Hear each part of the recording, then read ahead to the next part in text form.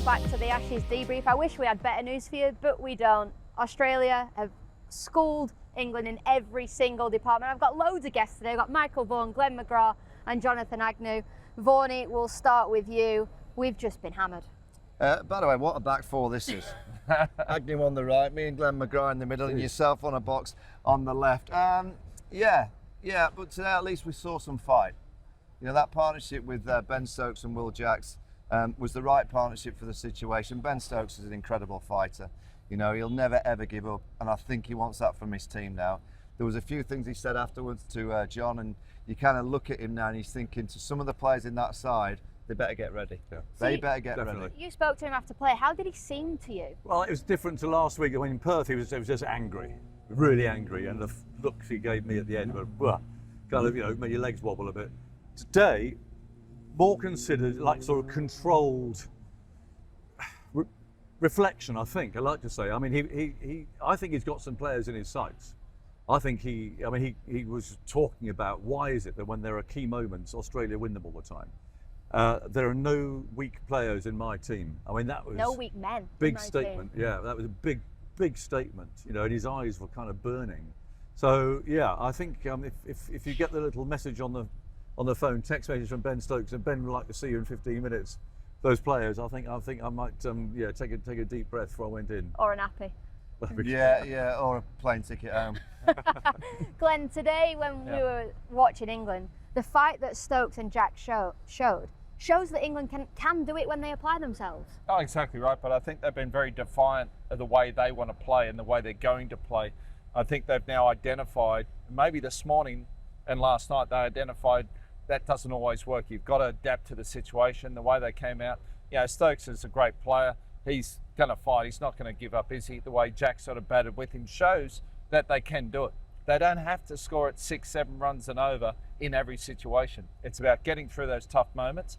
And if they had more runs on the board, you know, the ball started doing a little bit at the end. So I think they identified this morning, okay, we need to do things differently. And what Ben Stokes said, you know, they have identified, and it's now time to get that into place. And so Adelaide is going to be. They batted like that today in Perth in the second innings when they were 100 for 1 effectively. They'd have won that game. They'd have won it, and they wouldn't have lost in 2 days. That's the frustration. You know, I don't know whether I'm angry at what I've seen today or really pleased. It's hard to say because so disappointed at how they played. Yeah, but they do take us on that journey, this team. You know, they do take you through these emotional kind of states that you see brilliance, and then the problem with the side is when they lose a session, they lose it really badly. Yeah. You know, they have a shocker. You know, the last session on day one where they lost all those wickets, and then suddenly this partnership between Jofra and Joe came together. You go back to day 2 when they got the ball in hand, the first 20 overs, it went everywhere, and then they got it back, and then they created chances in the last session on day 2, dropped all the chances. Yep. So when they have a really bad, last night, all those wickets fell, they have a really bad session. Australia, at the minute when they've had a bad session, apart from the first innings in Perth when they got blown away, they're not having horrendous sessions. They're just staying in sessions when it's tough. England's problem is they're losing the sessions so badly. That's why they're losing the game. Well, we've been beaten with the ball, we've been beaten with the bat, we've been beaten in the field. We're 2-0 down, so I say we, England, got to stay at England. What happens from here? Because Ben's obviously said there's no room for weak men. He's obviously got somebody in his mind, in his team that's weak. So we feel changes are gonna happen, right? He is a fiery man. I mean, you know, Ben Stokes he's a real, you know, I say fighter. I mean, yeah, he is. I mean, you'll know he's thrown a punch or two. He can get angry, and I think he'll drag that team out there at Adelaide. There might be a change or two, but That is just the bottle smashing because the game's over. That's not Ben Stokes in the dressing room, No. just to clarify. But I really hope that we do see that change in attitude, because it has to happen. If not, they'll get hammered. His problem is when you start, you know, looking at your players and you're going to change them. You've got to be guaranteed that whoever you're bringing in has got a better mentality and a better game for a huge pressurised game. You know, the Adelaide Oval, it's a day game. The pitch should suit England's players. You know, the ball doesn't fly through. It's not the Perth Stadium. It's not here at the Gabba where the ball just bounces a little bit more. It's a week where you should think that the England players should be able to get some runs, but Oh, we've seen this story before, Aggers. Yeah. Glenn, you've been involved in many of our kind of hammerings here in Australia. And he's always got that little smile on his face. I'm just happy. It is such a it's such a long way back for the team mentally to suddenly have a few days off in Noosa, to go to Adelaide, to suddenly on that 17th morning you go, right, we're going to be hardened. How you get a team from being like they've been here and in Perth in 10 days to be a hardened, tough team, it's going to take some Having doing. not played a game as well, you know, they're having a break. No, it's going to be very difficult. Yeah, I don't mind. It's mindset, and so they've now identified. They might have a good hard talk tonight or over the next day.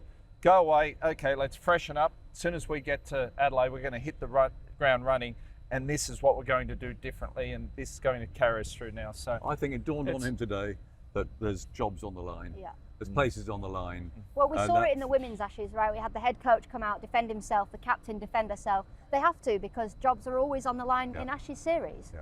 But it hasn't felt like it with this particular regime. It hasn't felt that there are jobs on the line. There hasn't been the accountability. Well, I think now they know.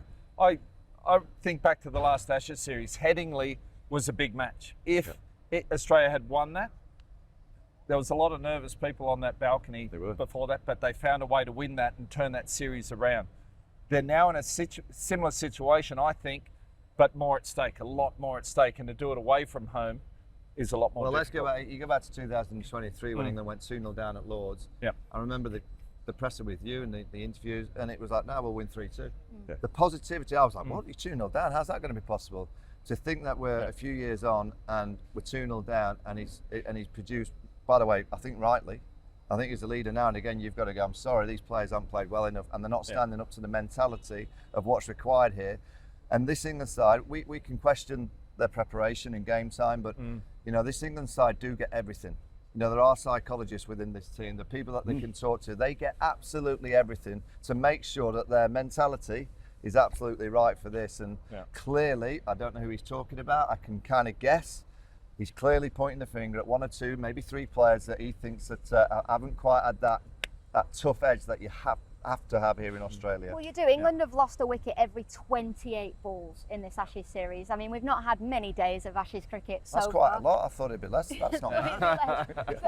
How do you change that? So how do England then change that, Glenn? Well, it's the thing I've always thought was that there's no negativity around the team. There's this, there's that, which related to me, that there's no accountability. There's no accountability is what I see coming up, and that's how you build mental hardness, mental toughness. The accountability comes from the team, but it comes from the individual, what they want and how they learn and how they improve. So that's going to be there. So that to me is going to be a massive difference, and if they can get that properly, that'll bring the team even closer together, and then you start seeing some proper, hardened cricketers out in the middle. And I don't mind that approach. There was a few whispers at the back of the commentary box towards the end of play. Jofra Archibald, his fastest spell in Test cricket. And Steve Smith actually on the field, his quote, word for word, was "bowl fast when there's nothing going on, champion."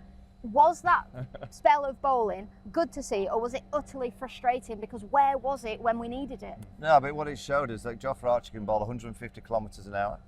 He's just proved that. He's a wonderful talent. And you look at Mitchell Stark, what he's done inside the first two games. I watch Jofra and think, he's the one bowler that could have a week like Mitchell. He's that good a bowler that if he can get it right and get in amongst Australia, he can have a week where he gets 8 to 10 wickets and he can bring England into a winning position. But he has to do it on the first morning. Yeah. So if we're in the field on the 17th of December, the Adelaide Oval, the sun's shining, it's a bit hot, I want to see that first spell from Jofra Archer, 5 overs at 145 to 150. He's just proved he can do that. Yeah. I want to see it at Adelaide when the game is really on, not when you're defending 65. I get it, the lights are on, a bit of adrenaline, you're all a bit... But is that not the frustrating part, that we all know he can do it? Exactly, and that's why, Adelaide, I will study Jofra Archer, because I've seen it here. Yeah. We all know he can do it. You can do it on that first morning. And I agree with Thorny there. He's now shown that he can do it. Now he's going to be held accountable and liable for when they go to Adelaide. So it's going to be a big test for him too. Right, we've got to talk about Australia because we've got to do both sides. Igers, they've been brilliant, haven't they? Yeah, tactically superb. That partnership, obviously, and the way that they played to inch the game into the lights. I mean, it was just, you couldn't have written a script better than that. And they've done it despite having limited resources. Nisa, playing his third Test match, came in, showed an awful lot of heart. He was like a terrier, just on there. Did I say it? He bowled like an English seamer. Yeah, he did actually. He did pitch the ball up. He didn't indulge in too much of the silly short stuff. I think they've had a great game. I mean, Steve Smith's catch. It's just things like that at the moment, despite the fact they've got limited I think resources. Ben's got rid of a couple of England players. They've just got past in the ambulance. He's just got rid of them. Despite them missing, leading bowlers who'll be back probably at Adelaide. For Australia, if they had said to Steve Smith at the start of the Perth Test match, don't worry, mate, you're going to be 2-0 up after Brisbane. He said, what, with this team? He said, absolute Christmas. He would be absolutely astonished. But that's what they've done. And also, you look at Alex Carey behind the stumps. I think we've praised the likes of Ben Foakes in India or Sri Lanka about his incredible glove work against the spinning ball. To think that Alex Carey stood up to the seamers. He has had an incredible game with the gloves. Yeah, and that move to go up to the stumps keeps the batters back in the crease. They have this kind of theatre created with a short extra cover. Where are you going to score? We've got Glenn's mates taking selfies behind the camera. There we go, the bowling cartel. Yeah, thanks, you can boys. come and say hi if you really want. Centurion Jason Gillespie. Scared of the camera they are. By the way, I've just felt a bit of rain. But that move by Carey and his delivery of the skill required to stand up to the stumps was absolutely remarkable. As an Australian, Glenn, watching Australia go 2-0 up, effectively with a B-side bowling attack, how because they're missing Cummins, they're missing Hazelwood, there was no Lyon today, that's 1,000 Test wickets or more. Yeah. How important was it that somebody stood up and Nisa got 5 for today? Oh, without a doubt. And if you told England that by the second Test there won't be Cummins, there won't be Hazelwood, there won't be Lyon, you'll be going, oh, happy days, rubbing your hands together. But Michael Nisa's played 3 all-day-night Test matches. Scotty Boland, when the pitch is just nipping around a bit, and Doggett came in and played a role.